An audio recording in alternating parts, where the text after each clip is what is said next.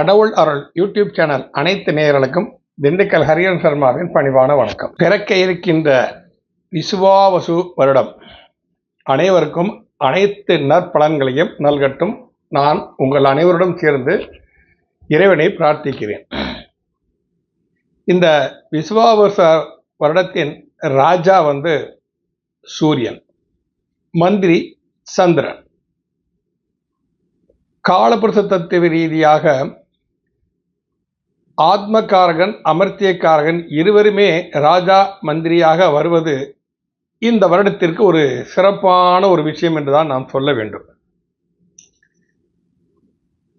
தர்ம நெறியில் செல்பவர்களுக்கு மிகவும் ஒரு அற்புதமான ஒரு ஆண்டு இது. யாரும் தர்மத்தை கைவிடக்கூடாது. தர்மவீர் நெறி ஒன்றுதான் நமது பூர்வ புண்ணிய கர்மாவை நீக்கி நமக்கு நல் வழிப்படுத்த முக்தியை கொடுப்பதற்கு உண்டான ஒரு நல்ல மார்க்கம் ஆகும். இந்த விசுவாவசு வருடத்தில் எலக்ட்ரானிக் பொருட்கள், விண்வெளி ஆராய்ச்சிகள் இவைகள் எல்லாமே ஒரு வெற்றிகரமான அமைப்பு கண்டிப்பாக அமையும். பெண்கள் சற்று எச்சரிக்கையாக இருக்க வேண்டும். தேவையற்ற வார்த்தைகளினால் அவமானப்பட நேரிடலாம். அதற்கு கொஞ்சம் யோசிக்கணும். இப்போ இதில் கும்ப லக்னத்தில் இந்த வருஷம் பிறக்குது. லக்னத்துக்கு 2ல், அதாவது மீனத்தில் சனி, புதன், சுக்கிரன், ராகு இருக்கிறாங்க. 3ஆம் இடம் சொல்லக்கூடிய முயற்சி ஸ்தானமான மேஷத்தில் லக்னத்துக்கு 7ஆம் அதிபதியாகிய சூரியன் உச்சம் பெற்று அமர்ந்திருக்கிறார். சுகஸ்தானம் என்று சொல்லும் 4ஆம் இடமாக ரிஷபத்தில் குரு பகவான் எழுந்தருள் இருக்கிறார். 6ஆம் இடத்தில் செவ்வாய் பகவானும், அஷ்டமஸ்தானத்தில் கேது பகவானும், 9 என்று சொல்லக்கூடிய துலாராசியில் சுவாதி நட்சத்திரத்தில் சந்திர பகவானும் சஞ்சரிக்கக்கூடிய இந்த காலகட்டத்தில் இந்த புது வருடம் பிறக்கிறது. இது கிட்டத்தட்ட ஒரு நல்ல விஷயம் தான் சொல்லணும். ஏன்னா 7ஆம் அதிபதி முயற்சி ஸ்தானத்தில் உச்சம் பெறானா எடுக்கக்கூடிய முயற்சிகள் அனைத்துமே வெற்றி பெறும். பொதுவான விஷயம். அப்போ சூரியன் எடுத்துக்கிட்டாலே நவகிரகங்களின் நாயகன், தலைமை பண்பு, அரசு வட்டாரங்கள், அரசு துறை சார்ந்தவர்கள், அரசியல்வாதிகள் இவர்கள் எந்தளவு ஆன்மீகத்திலையும் தர்மநெறி தவறாமல் இருக்கிறார்கள், அவர்கள் மேன்மேலும் மேன்மையை அடைவார்கள். அதே சமயம் 2ஆம் இடத்தில் சனுவும் ராகுவும் சேர்ந்து குருவின் நட்சத்திரத்தில் சஞ்சரிக்கிறார்கள். இந்த 2ஆம் இடம் குருவோட வீடு. அந்த குருவோட வீட்டில் குருவோட நட்சத்திரத்தில் இருந்து சஞ்சரித்து கொண்டிருக்கின்ற இந்த ராகுவும் சனியும் அந்த குருவை 3ஆம் பார்வையாக பார்க்கிறார்கள். குரு இருப்பதோ நிலராசி, அவர் ராகு சனியும் சஞ்சரிப்பதோ நீர் ராசி. நான் இதை 2 வருடத்துக்கு முன்னாலே நம்ம சொல்லியிருந்தோம். 2025 சனி பயிற்சி அப்புறம் சில விளைவுகள் நடக்கும்னு சொல்லிட்டு அது நம்ம இந்த யூடியூப் சேனல்லையே பதியப்பட்டுள்ளது.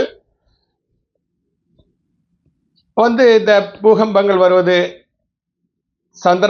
காலம் தவறி மழை பெய்வதனால் ஏற்படக்கூடிய பாதிப்புகள் எல்லாமே கொஞ்சம் இருக்கும்னு சொல்லிட்டு இந்த சனி ராகுவின் பார்வை என்பது மே மாதம் 14ஆம் தேதி வரை இருக்கும். ஏன்னா மே மாதம் 15ஆம் தேதிக்கு மேலே குரு பயிற்சியாகி மிதுனத்துக்கு போயிடுவார். இந்த படி ஒரு சூழ்நிலை ஒரு காலகட்டங்களில் மே மாதம் ராகுவும் பயிற்சியாகி வந்துடுறாருங்க. மே மாதம் கடைசியில் நம்ம அதை பற்றிலாம் அடுத்த பதிவுகளை நம்ம பார்க்கலாம். இந்த மாதிரி காலகட்டங்களில் என்ன அப்படி சொன்னால் அரசியல்வாதிகளுக்கும் அரசுக்கும் மதவாதிகளுக்கும் இடையே சற்று மனக்கிளேசங்கள் வருவதற்குண்டான சந்தர்ப்பங்கள் இருந்து கொண்டுதான் இருக்கின்றன. என குருவை பார்ப்பதனால் விடை. பொருளாதார வளர்ச்சி மேன்மை அடையும். எலக்ட்ரானிக் பொருட்கள்லாம் விலைகள் சற்று ஏறி இறங்கும். பெட்ரோல் டீசல் விலையும் கொஞ்சம் ஏறி இறங்கும். இறங்குங்க சிலதெல்லாம் நம்ம சொல்ல முடியாத சூழ்நிலை ஆகி போச்சு. ஏன்னா கலியுகத்தில் மனிதர்கள் தன் கர்ம நெறி தவறி நடக்கும் பொழுது அவங்க செய்யறது தவறுன்னு அவங்களுக்கே புரியாது செய்வாங்க. அதுக்குண்டான பலன் அவங்க அனுபவிச்சு தான் தீரணும். அதுலேருந்து யாராலையும் தப்பிக்க முடியாது. நீதிநெறி தவறாமல் வாழ்ந்து கொண்டு இருப்பவர்களுக்கு என்றுமே இந்த விசுவாவசு வருடம் ஒரு அற்புதமான ஆண்டாக இருக்கும். இதில் ஒரே ஒரு செய்யுள். நினைத்த காரியங்கள் எல்லாம் நடப்பதற்காக பின்னே திரிந்து உன் அடியாரை பேணி பிறப்பறுக்க முன்னே துவங்கள் முயன்று கொண்டேன் முதல் மூவருக்கும் அன்னே உலகுக்கு அபிராமி என்னும் அருமருந்தே என்னே இனி உன்னை யான் மறவாமல் என்று ஏத்துவேனே. அபிராமி என்றாரோட இந்த 25வது செய்யுளை எல்லாருமே படிங்க. அதை எல்லாருமே படிச்சீங்கன்னா இந்த பிறவி பிணியிலிருந்து நல்லது கெட்டது சிந்திக்கக்கூடிய தன்மை உங்களுக்கு கொடுத்து மேன்மேலும் உங்கள் வாழ்க்கை உயிரச் செய்யும். பொதுவாகவே எல்லா ராசிக்காரங்களுமே யாருக்குமே ஜாமீன் கையெழுத்து போடாதீங்க, எதுக்குமே பொறுப்பேற்றுக்காதீங்க. இந்த வருஷம் சரியில்லை. ஏன்னா தர்மநெறிங்கிறது ரொம்ப முக்கியமான விசுவா வசு அப்படின்னு எடுத்துட்டால தர்மநெறி கடைபிடிக்க வேண்டிய ஒரு சம்பத்சரம் என்றுதான் நாம் இதை சொல்ல வேண்டும். ஆகையால் சற்று தர்மநெறி தவறாமல் வாழ்ந்து ஆன்மீகத்தில் மனதை நினைத்து பேரும் புகழோடும் சீரும் சிறப்போடும் அனைவரும் வாழ வேண்டும் என்று அன்றாடம் நான் சொல்லும் எல்லாம் வல்ல ஈசனை பிரார்த்திக்கிறேன். வாழ்க வளமுடன். கன்னிராசி நேயர்களே, உங்கள் ராசிக்கு 7ஆம் இடத்தில் உங்களுக்கு 2 மற்றும் பாக்கியஸ்தானாதிபதி, ராசி மற்றும் 10ஆம் அதிபதி புதன், 2 மற்றும் பாக்கியாதிபதி சுக்கிரன், உங்கள் ராசி மற்றும் 10ஆம் அதிபதி புதன், ராகு, சனி பகவான், இவர்கள் 4 பேர் உட்கார்ந்துருக்கிறாங்க 7ஆம் இடத்துல. யாராவது உங்களுக்கு 7ஆம் இடத்தவங்களுக்கு எல்லாமே சாதகமான கிரகம் உட்காந்துருக்கு, அள்ளி அள்ளி வரும் 7 வகையில் 4 வகையில் நீங்கள் வியாபாரம் செய்யலாம்னு தயவுசெய்து சொன்னால் ஏமாந்துடாதீங்க. நமக்கு வேண்டாம், நமக்கு அளவோடு வந்தால் போதும். அளவுக்கு மீறி நமக்கு ஒரு வேண்டாம், நம்மளால் ஜீரணிக்கணும் இல்லையா. என்னதான் 2 கை நிறைய வயிறு சாதத்தை எடுத்து நம்ம வாய்களில் போட்டுக்கிட்டாலும் வாய் எவ்வளோ பெருசோ அவ்வளோ சாதம் உள்ளே போகும். இது சாப்பிட்ற 4 பக்கம் சிதறி வீணாகும், அசிங்கமாகும். அந்த மாதிரி அசிங்கப்பட்டுற வேண்டாம். பொறுமையை கொஞ்சம் கடைப்பிடிச்சு தான் ஆகணும். 7ஆம் இடத்துல ராகு இருக்கிறது ஒரு வெளிநாட்டு யோகத்தை கண்டிப்பாக கொடுக்க சான்ஸ் இருக்குது. ஏன்னா 9ஆம் அதிபதி பாக்கியாதிபதியும் 10ஆம் அதிபதி 9, 10 கூடியவர்கள் 2 பேருமே அங்கே உட்காந்துருக்கிறாங்க. பாக்கிய உன்னதி கண்டிப்பாக கிடைக்கும். வெளிநாடு செய்யக்கூடிய யோகங்கள்லாம் கண்டிப்பாக இருக்குது, உங்களுக்கு இல்லாமல் இல்லை. இருந்தாலும் 7ஆம் இடத்துல ராகு உட்கார்ந்து போது தேவையற்ற பழக்க வழக்கங்கள் ஏற்படுவதற்கான சாத்தியக்கூறுகள்லாம் இருக்கின்றன. அதுக்கு நீங்கள் மனதை இடம் கொடுத்து விடாதீர்கள், அதில் கொஞ்சம் எச்சரிக்கையாக இருக்கணும். 7ஆம் இடத்துல சனி இருந்தால் வச்சுக்கிங்களேன், நீங்கள் கன்னிராசிக்காரங்க ஆணாக இருந்தால் மனைவியோ பெண்ணாக இருந்தால் கணவனோ சற்று கோபதாபங்கள் அவங்களை அதிகரிக்க செய்யும். இந்த கோபதாபங்களை கண்டு நீங்கள் ஆத்திரப்பட்டு குடும்பத்தில் பிரச்சனையை ஏற்படுத்தி விட வேண்டாம். லாபாதிபதி குடும்பஸ்தானத்தில் இருப்பது ஒரு அற்புத நற்பலன்களை தரும். சுற்றுலா செல்வதற்குண்டான மனோபாவம் மனோநிலை ஏற்படும். கேளிக்கைகளின் மனம் லயிக்கும். குழந்தைகள் விஷயத்திலும் நல்லபடியாக திருப்திகரமாக இருக்கும். ஏன்னா 5ஆம் அதிபதி 7ல் உட்கார்ந்துருக்கிறார். குழந்தைகள் விஷயத்திலும் திருப்திகரமான அமைப்பு இந்த கன்னிராசிக்காரர்களுக்கு கண்டிப்பாக ஏற்படும். பயப்பட வேண்டிய அவசியம் கிடையாது. விரையாதிபதி தான் சூரியன் 8ல் உட்கார்ந்துருக்கிறாரு. இப்போ உங்கள் ராசிக்கு 9ஆம் இடத்துல இருந்துக்கிட்டு குரு பகவான் மே 14 வரை உங்கள் ராசியை பார்ப்பது நல்ல விஷயம். முயற்சி ஸ்தானத்தை பார்ப்பதை எடுக்கக்கூடிய முயற்சிகள் எல்லாம் வெற்றி தரக்கூடிய விஷயமாக அமையும். அதுவும் ஒரு அற்புதமான விஷயம். உங்கள் 5ஆம் இடத்தையும் அந்த குரு பகவான் பார்ப்பதால் குழந்தைகள் கல்வி கேள்வியை சிறந்து விளங்குவார்கள். நிச்சயமாக கன்னிராசிக்காரர்கள் குழந்தைகள் கல்வி கேள்வியை சிறந்து விளங்குவார்கள். அவர்களுக்கு மேற்படிப்பிற்கான ஒரு நல்ல அமைப்பு ஏற்படும். அந்த மேற்படிப்பு அவங்க படிக்கணுங்கிற யோகம் அவங்க வர்றதுனாலே உங்களோட பொருளாதாரம் முன்னேற்றம் அடையும். யோசிக்கணும் இல்லையா. நம்மளுக்கு ஒரு பையன் இளவரச மாதிரி இருக்கான்னா அப்போ அப்பா ராஜாவாக இருக்கணும் இல்லையா. ராஜாவாக தான் இளவரசன் ஆக முடியும்.